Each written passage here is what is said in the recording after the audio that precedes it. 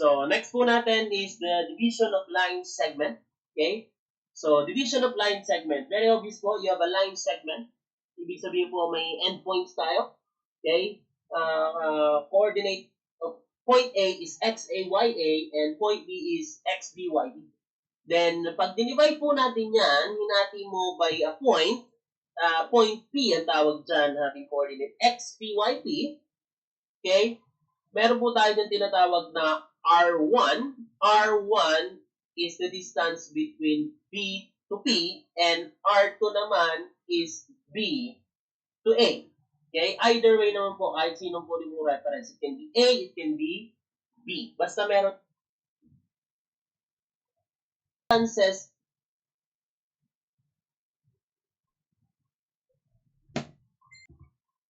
to B with respect to P. Those are R1 and R2. Most of the time po, ang tinatanong sa problem is the coordinate of point P. So, meron na po tayo dyang formula. Ratio and proportion lang po yan. R1 over R2 is equal to, since R1 po ito, so that is between B and P, so ito po ang ating difference niya. XB minus YP, then R2 po is between B and A, kaya po ito ay ang reference po ginamit ko ay si B, kaya lagi siyang nandito sa left side.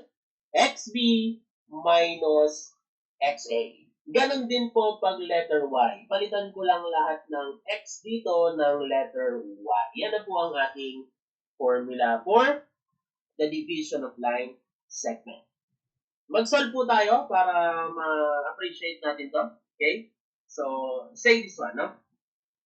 Find the coordinates of the point P that is 2/3 its distance from 1 to B7 negative 1 measured from A. So, ang reference po natin ay si A kasi measured from A. So, ito po yung kanyang drawing. You have a segment having endpoints A, 1, 8, and B, 7, negative 1. Sabi, there is a point wherein the length is 2/3 of this length measured from A. Kaya po, ito yung ating point. Mas malapit siya kay B kasi 2/3 of distance from AB measured from A. At ang coordinate po niyan ay unknown. So, pangalanan natin X and Y na lang. So, ang reference po natin is si A na lang. So, ibig sabihin, from A to B is R1, which is 2/3 of distance from A to B. So, kung ginawa ko po si R1 na 2/3, dapat po si AB ay 1 po. Kasi sabi, A to P is 2/3 of A to B. Okay? So, the working equation is this one. Substitute na lang po. Okay? R1 is 2/3 and R2 is 1. Equals to, ito po yung sinasabi ko, XA is 1. Lagay mo lang dyan. Minus XP is X. XA is 1 and XB is 7. Okay?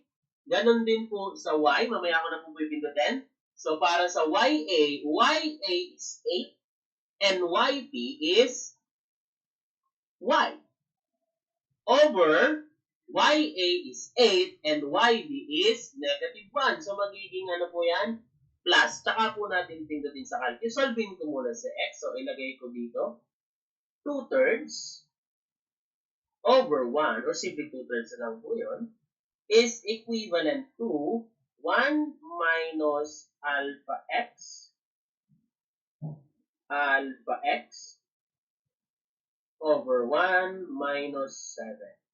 Shift, solve, lalabas po ang x naman. Okay? Do the same para kay y. Edit ko na lang po yan. Okay, easy ko na lang. Nabura ko po. So, 2/3 na lang yan. Yung left side, simplify ko na. Is equal to 8 minus y. Siyempre, x lang po ang ilalagay natin, hindi po y. Over 8. Naging plus po yan kasi minus. Okay, solving for y, that is 2. So, the answer po is 5 and 2. Yan po ang ating division of line segment. Okay? Sige. Next po tayo.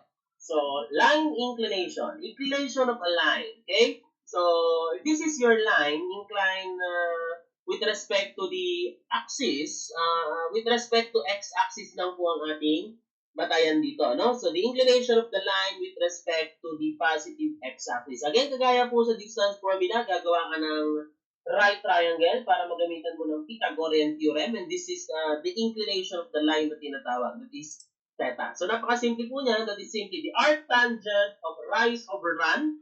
Okay? Tangent po is TOA. So, opposite is the rise. Okay? Which is delta y. And your run is the adjacent, which is delta x. Or simply, alam po natin, ang tawag sa delta y over delta x is the slope m. Okay? So, ang tangent theta po is equal to the slope. Okay? Sige po. So, tandaan po natin, pag slope ang pinag-uusapan, ito po yung ating mga tatandaan, no? Okay, if the slope is positive, negative, zero, or undefined. If the slope is positive, then the line is inclined to the right. Okay? If negative, that is inclined to the left. If the slope is zero, obviously, that is a horizontal line. And if the slope is undefined, then that is a vertical line. Okay po? Sige po. So, try natin to. What is the length of the line segment with slope 4/3 that extend from point 64 to the y-axis? Okay? Sabi po dyan, okay, the length of the line segment with slope 4/3 and extends from 64. So, ito po yung point natin which is 64. The line extends to 64. Sabi dyan, okay, is the length of the line segment, okay, to y-axis. So, ibig sabihin po, your point is somewhere here, lies along the y-axis, okay? So, ang ating pong coordinate ng x ay 0. So, ito po ang ating tinatanong na distance. What is the length of this line segment?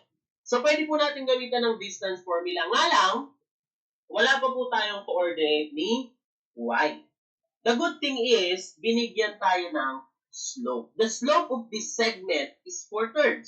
Therefore, ang slope natin ay delta y over delta x. Masosolve po natin si y. Lagay na lang po natin, your slope is 4/3 is equal to y sub 2. Pili na lang po tayo ng y sub 2. Siguro gamitin ko na lang si 4, y sub 2. Therefore, y sub 1 is y. Over x sub 2 should be 6 minus 0. Pindutin natin sa calculator to. Lagay mo lang dito. Kung tinatamad ka mag-simplify, shift solve na lang. That is 4/3. 4/3 is equivalent to 4 minus y. Siyempre, x po ang gagamitin natin variable dyan sa unknown. 6 minus 0, then shift solve. Matusolve po natin siya being negative 4. So, the value of y is negative 4. Napakabilis na po niyan.